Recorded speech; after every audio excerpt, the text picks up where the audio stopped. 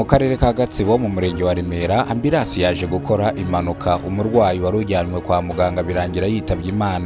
N'umugore wari ugiye kubyara wari ufite inda y'amezi 9, byarangiye ambulance ikoze impanuka birangira uyu mugore yitabye Imana. Umushoferi yakomeretse ariko ntiyakomeretse cyane, ni mu gihe umuforomo waruherekeje uno mu wari ugiye kubyara nawe yakomeretse bihagije. Ambulance yo ku bitaro bya Remera yahise iza yirukanka nk'igitaraganya kugira ngo itabare ubuzima bwa bano bakomeretse, gusa bahageze basanga uyu mubyeyi wari ugiye kubyara yitabye Imana. Ni mu gihe impanuka yabaye ku burangare bw'umushoferi.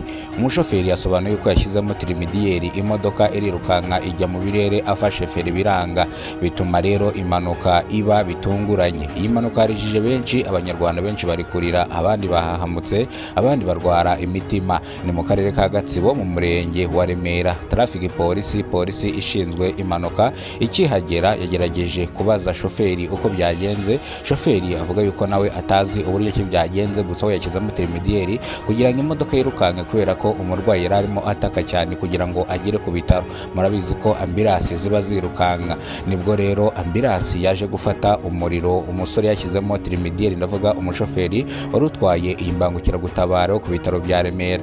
Birangira rero afashe feri biranga agonga umumotari, nawe umumotari arakomereka. Umugenzi yari atwaye n'umumotari nawe yahise ahasiga ubuzima, gusa umumotari we ntabwo yagize akomereka.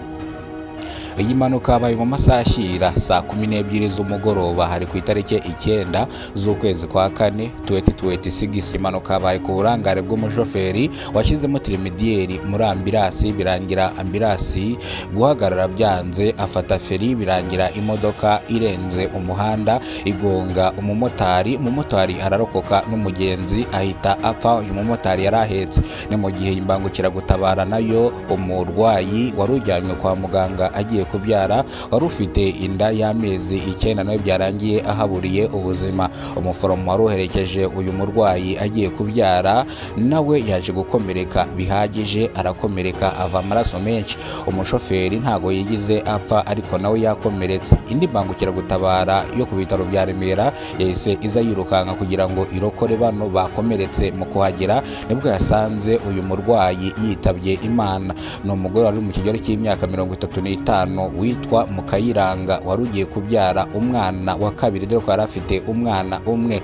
Turihanganisha umuryango wa nyakwigendera kugira ngo bakomeze bihangane.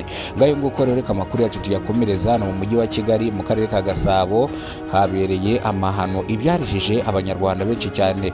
Umugabo yagerageje kujya kwiba, bamufashe bahita bamuca ukuboko. Hari mu masaha ashyira saa 12 z'umugoroba. Inkuru irambuye ni mu kanya saa 10 n'igice zuzuye.